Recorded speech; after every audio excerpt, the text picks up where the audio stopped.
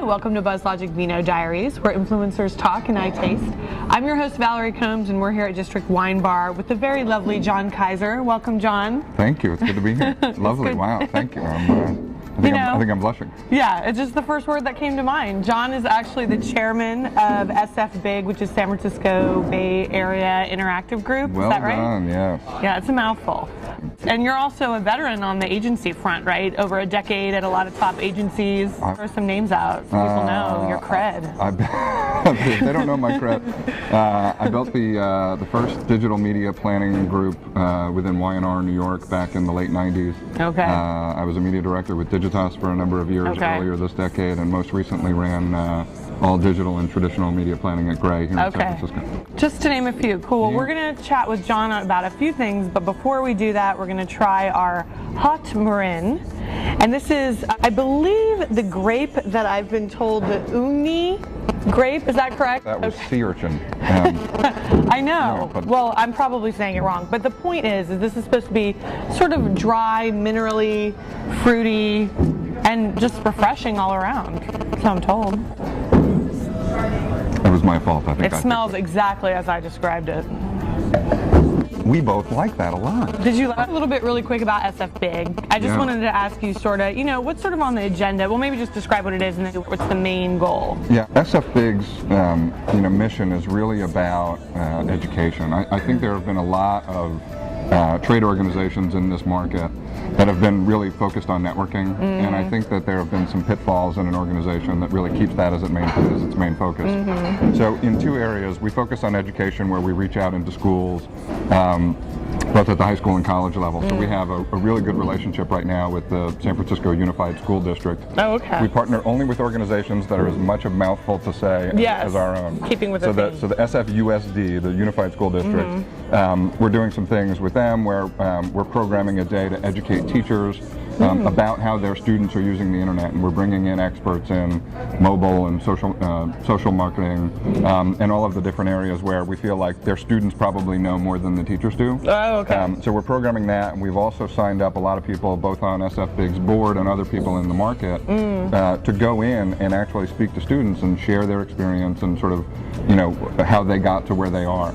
And then the other part of it is really educating our own, the talent in the market. So we program lots of different panel discussions. Right. And we really try and stay ahead. And I think if you look at different IMAs across the country, thank you for asking that. Yeah, question. I love throwing out terms that no one understands.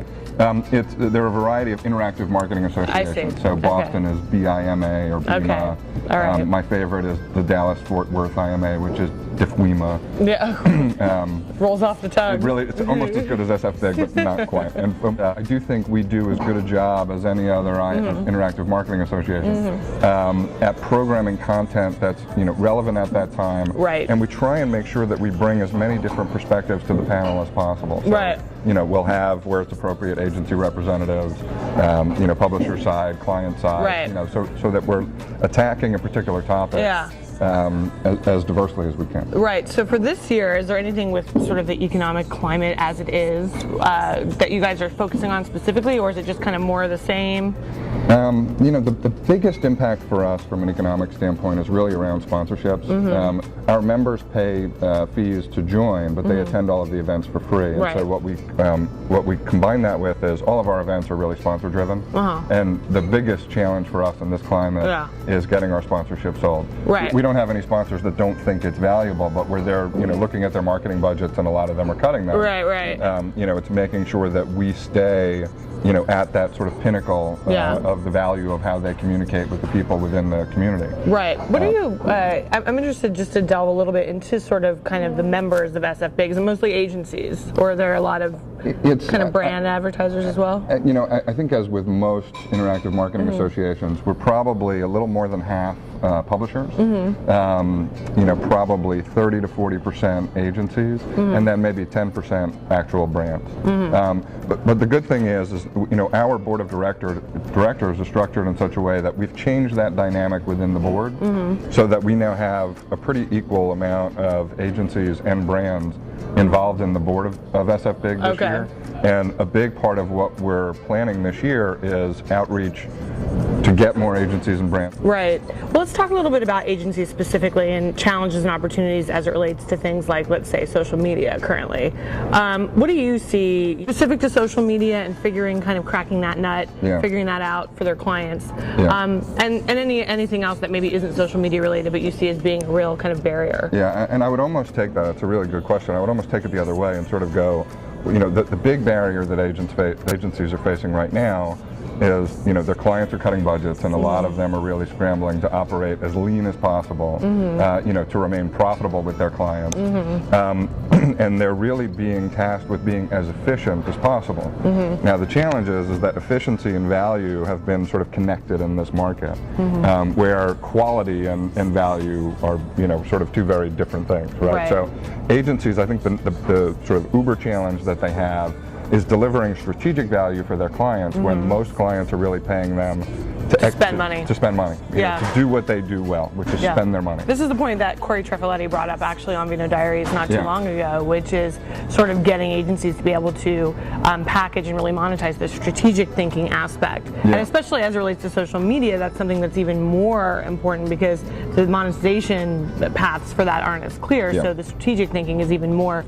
I mean, would you agree with that? Yeah, definitely. And I think that, so digging into the social media aspect of it, I think that, that we're still in this very sort of nascent stage, I think, with social media where you have opportunities to distribute advertising content, and now you've got the application space is really exploding. Right, advertising? Is that what you're referring to? I don't even think I've heard advertising before, but it's a beautiful term. It really is. But you really have these different, opportunities to communicate, to enter into those environments. But a lot of questions, I think, remain for marketers. Where are you really welcome? And then where you are, how do you create relevance within these environments?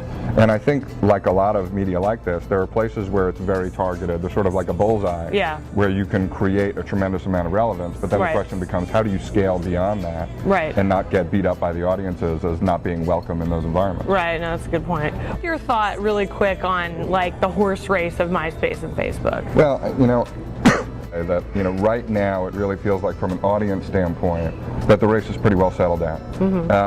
What was interesting beyond that was he said Facebook is basically the place, and everyone else is kind of going to hold their position around them. What's interesting is I think that MySpace is, number one, the volume on Facebook is tremendously high and the volume on MySpace is tremendously low, and I'm not sure I understand that right now, because the numbers would seem to bear out that MySpace is just as strong, if not stronger, from an audience and revenue standpoint than Facebook is right now. But it's clear that Facebook has really established itself as being, sort of top of mind. Certainly has an enormous audience, and I think people are still waiting to see how Facebook is going to, monetize the site from a marketing standpoint. I think we've heard for a while that, they're working on the killer marketing application. And we've seen what it's not going to be. We've seen exactly what it's not going to be. A lot of what it's not going to be. But I think we still have yet to see what it is going to be. I agree. And I think audiences are still waiting to see, what marketers are going to do. And some of them with, sort of guns in the holsters, waiting to shoot them down. Unfortunately. Exactly. Well, any tips for, as we wind it down, any tips for interactive marketers? What's like the number one thing you recommend right now people either do, think about? Within social, I think that if you're going to go, be committed for marketers. And that means, make sure that you've got the resources behind it.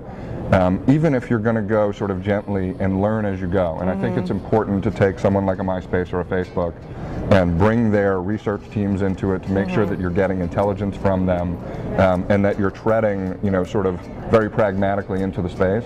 But don't treat it as a campaign or something that you're going to do for 3 months. And have a media planner at your agency manage it separate from everything else. It's another big theme that's come up on a Vino Diaries interview. Do not treat social media as a campaign. It's an ongoing, continual effort.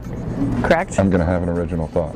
I promise. No, you've had many. I'm just trying to roll it up for the viewers. No, I'm glad There's so many good elements. Well, but this is an ongoing theme that keeps coming up. So, and it's a really important point. Critical, So, well, thank you so much. Thank you so much for joining us. You're very welcome. It's great. Thank you for joining us. Until next time. Cheers. Cheers. Thank you.